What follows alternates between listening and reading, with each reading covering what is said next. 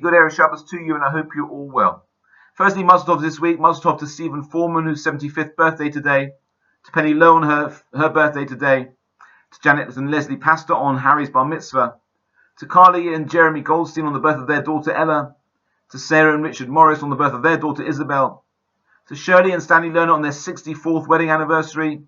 To Pamela and Jeffrey Permott on their 44th wedding anniversary. To Rochelle and Stephen Davis on their upcoming 40th wedding anniversary. And Florence and Stuart Asher on their upcoming 40th wedding anniversary. And to Eve and Simon Hoffman on the engagement of their son Michael to Adaya.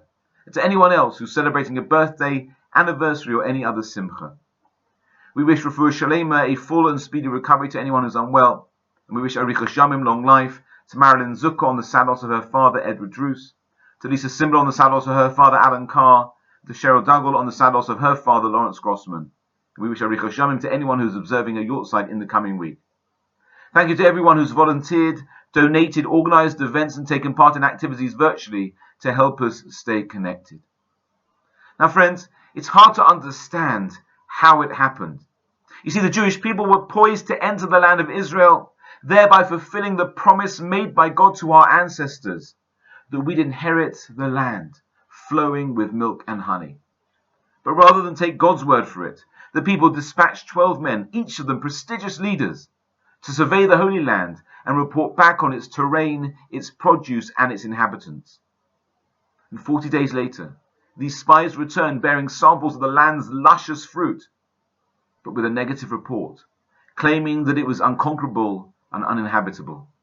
And despite the protestations of Caleb and Yeshua, two isolated voices to the contrary, the people sadly accept the false account and destine their entire generation to perish in the wilderness.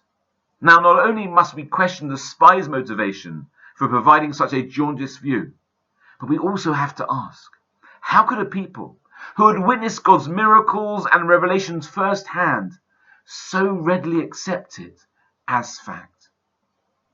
Now, to understand the psychology of it, let me share you with this story. It's one of my favorites. Frank Koch, in Proceedings, the magazine of the Naval Institute, shares an illuminating experience that may just shed some light on this mystery. He tells of two battleships that were assigned to the training squadron who had been at sea on maneuvers in heavy weather for several days. And he recalls, "I was serving on the lead battleship and was on watch on the bridge as night fell.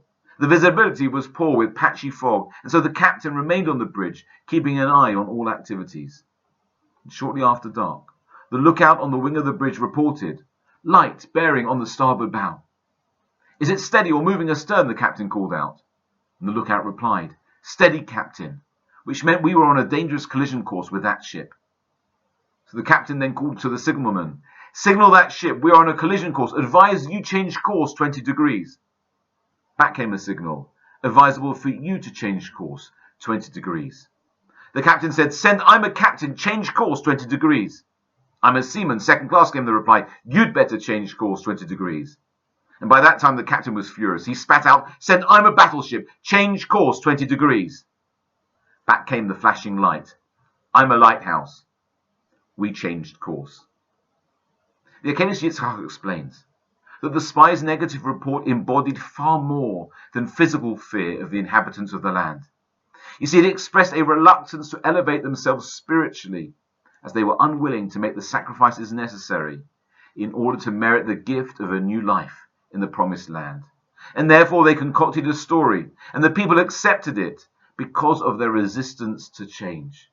They had become so accustomed to a miraculous existence in the desert, where their every need was provided by God, that the thought of their lives being transformed upon entry into the land was viewed not as a welcome opportunity, but as a terrifying threat. You know, to a greater or lesser degree, we all face that same dilemma. We know that if we don't change, then we don't grow.